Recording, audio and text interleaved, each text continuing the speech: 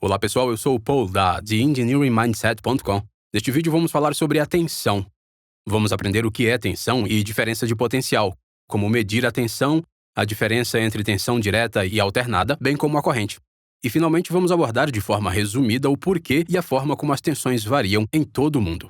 Em um dos nossos vídeos anteriores, aprendemos que a eletricidade é o fluxo de elétrons livres entre os átomos. A tensão é o que empurra os elétrons livres em torno de um circuito. Sem tensão, os elétrons livres movem-se entre os átomos, mas movem-se aleatoriamente, não sendo muito útil. Só quando aplicamos uma tensão a um circuito é que os elétrons livres se movem todos na mesma direção, dando origem à corrente. Pode-se imaginar uma tensão como a pressão num tubo de água. Se tivermos um tanque de água completamente cheio, a massa de toda essa água vai causar uma enorme pressão na extremidade da tubulação. Se tivermos um tanque de água que só está parcialmente cheio, então haverá muito menos pressão na tubulação. Se abrirmos a válvula para deixar a água fluir, então mais água irá fluir a um ritmo mais rápido do tanque de alta pressão, comparativamente com um tanque de baixa pressão. Acontece o mesmo com a eletricidade. Quanto mais tensão tivermos, mais corrente poderá fluir. A tensão pode existir sem corrente. Por exemplo, podemos medir a pressão na tubulação com a válvula fechada sem que a água flua, e a partir daí, podemos dizer que a tubulação está pressurizada. O que estamos realmente medindo é a diferença de pressão entre o que está dentro da tubulação em comparação com a pressão exterior. O mesmo se tivermos uma bateria ligada a um circuito com um interruptor aberto. A tensão ainda está presente, podemos medir isso, e assim que o interruptor fecha, vai empurrar os elétrons livres em torno do circuito. Às vezes, ouvimos se referir à tensão como diferença de potencial. Isso significa, na realidade, quanto trabalho pode parcialmente ser feito por um circuito. Voltando à nossa analogia da água, se tivermos dois lagos ao mesmo nível, então não há potencial para fazer trabalho, porque a água não está fluindo. Mas se elevarmos um lago mais alto do que o outro, então esse lago mais alto tem agora o potencial de fluir até o segundo. E se lhe dermos um caminho, ele fluirá. Se colocarmos uma turbina no seu caminho, então podemos usar a sua energia para alimentar uma luz ou mesmo uma cidade inteira. De volta ao circuito elétrico, essa bateria tem uma diferença de potencial de 1,5 volts entre o seu terminal negativo e o positivo. Se ligarmos um pedaço de arame a ambos os terminais de uma bateria, então a pressão da bateria forçará os elétrons a fluir todos na mesma direção, ao longo do mesmo caminho.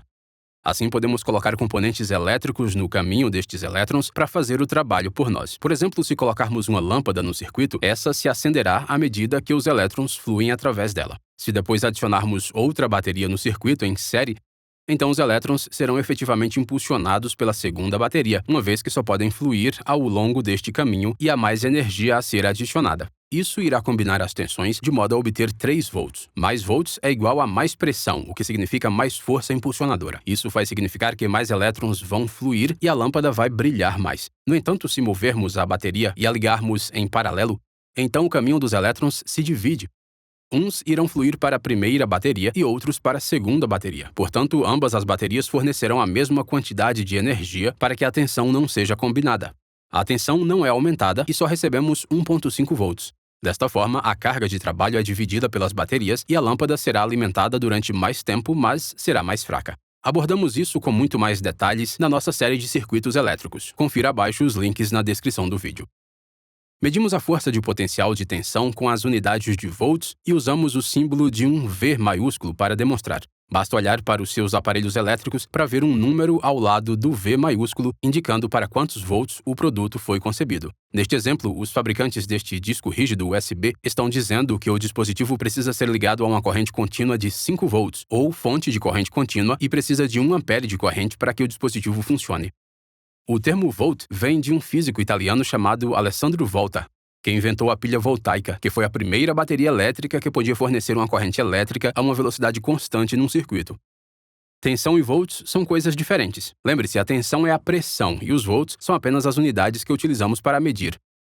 Do mesmo modo, sabemos que o tubo de pressão, mas usamos unidades para medir esta pressão, tais como bar, PSI, kPa, etc. Como vimos anteriormente, podemos medir os volts com um voltímetro. Este pode ser separado ou parte de um multímetro. Se ainda não tiver um multímetro, pode adquirir um a um preço realmente barato. Aconselho fortemente a ter um no seu kit de ferramentas. Deixarei um link na descrição abaixo para saber onde obter um a um bom preço. Para medir a tensão, temos que nos ligar ao circuito em paralelo através dos 2 pontos para os quais gostaríamos de saber a tensão ou a diferença de potencial. Logo, para uma única bateria num circuito, medimos 1.5 volts através da bateria e também medimos 1.5 volts através da lâmpada. A bateria fornece à lâmpada 1.5 volts e a lâmpada usa 1.5 volts para produzir luz e calor. Num circuito de duas séries de lâmpadas, medimos 1.5 volts através da bateria, 1.5 volts através das duas lâmpadas combinadas, mas 0.75 volts através das lâmpadas individualmente. A tensão ou potencial foi partilhada entre as lâmpadas para que ambas forneçam luz e calor. As lâmpadas são mais fracas porque a voltagem foi partilhada ou dividida. Iremos abordar isso mais em detalhes nos nossos tutoriais sobre circuitos elétricos. Portanto, vimos anteriormente que a tensão e os volts são coisas diferentes. A tensão é a pressão e o volt é a unidade de medida. Então, o que significa 1 volt? É necessário 1 volt para conduzir 1 coulomb, ou aproximadamente 6 quintilhões 242 quadrilhões de elétrons através de uma resistência de 1 ohm em 1 segundo.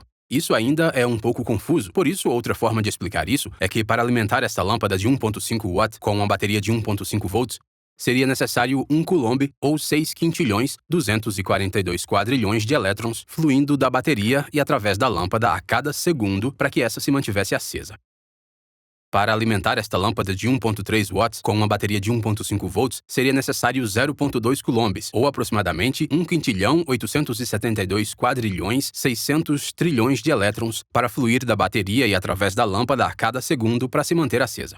Se tentássemos usar uma tensão mais baixa, a lâmpada se ligaria, mas diminuiria de brilho à medida que a tensão diminuísse. Isso se deve ao fato de haver menos pressão para forçar os elétrons a passar através dela. Menos elétrons fluindo, menos luz que pode ser produzida. As lâmpadas são apenas classificadas para uma determinada tensão e corrente. Se utilizarmos uma tensão mais alta, então a lâmpada se tornará mais brilhante, porque mais elétrons fluem através dela. Mas se adicionarmos muita tensão e corrente, então a lâmpada irá explodir pelo fato de muitos elétrons terem tentado passar ao mesmo tempo. Se olharmos para algumas pilhas típicas, podemos ver que esta pilha 2A tem uma tensão de 1.5 volts e esta tem uma tensão de 9 volts. Estas são fontes de tensão direta, ou seja, a pressão que fornece move os elétrons numa corrente constante numa direção muito semelhante ao fluxo de água ao longo de um rio. Já abordamos isso num vídeo anterior sobre corrente elétrica. Confira lá se ainda não viu. Links abaixo na descrição. A tensão direta é normalmente representada com um V maiúsculo com alguns pontos acima deste e uma pequena linha horizontal.